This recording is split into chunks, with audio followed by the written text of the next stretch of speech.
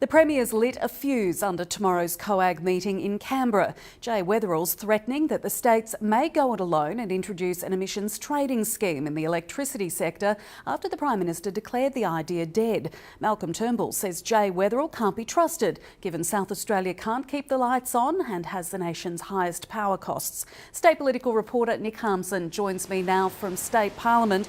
Nick, this should make tomorrow's meeting a lively one. Well, Jay Weatherill is tonight on the plane winging his way to Canberra, but it's pretty clear he won't find many friends when he sits down with the Prime Minister and the other premiers in Canberra tomorrow. Certainly he's already lit the fuse on the issue of the River Murray, and now there's some dispute over the question about what to do with Australia's ageing power network. Now, he may not find agreement from the premiers and the Prime Minister, but Jay Weatherill is certainly getting some support from outside that room. There's now a weight of expert evidence suggesting that an emissions intensity scheme could actually bring down power prices in the long term. An energy intensity scheme was grounded before it took off. It's just extraordinary that we have a Prime Minister who's abdicated his national responsibility. Now South Australia's Premier is thinking of flying solo. If we can't get agreement on a national scheme, states are going to have to see what they can do. Yep, got it. The charge was derided by the Prime Minister and his deputy. Premier Jay Weatherill says he wants to go alone. Well, he's going to be alone and in the dark.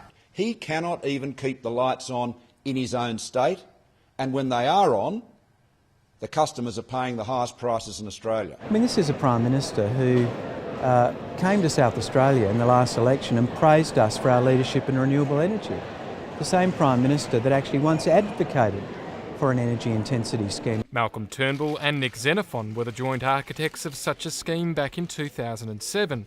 The idea was to penalise ageing, heavily polluting coal power stations with benefits flowing to gas and other greener generators. For a well-designed scheme that is greener, cheaper and smarter. The Prime Minister's since gone cold, but consensus is growing. An EIS is now seemingly backed by industry, generators, the chief scientist and the CSIRO, who argues it will stimulate new investment and in the long term put downward pressure on prices.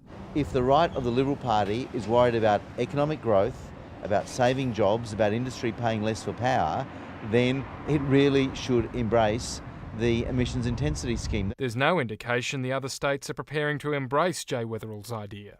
And we have no intention of a state-based scheme. He's a first-class person and doing a great job in a very difficult circumstances there in South Australia. But look, I think that sort of approach, if we are going to have a national approach, well, you do need the national government. In the absence of new generation, system operators in South Australia are looking at other options like new interconnectors to stop the state's fragile network from blacking out. Providing more redundancy in the system provides greater resilience for the network itself, so clearly the more options you have, the better. The energy policy options are narrowing.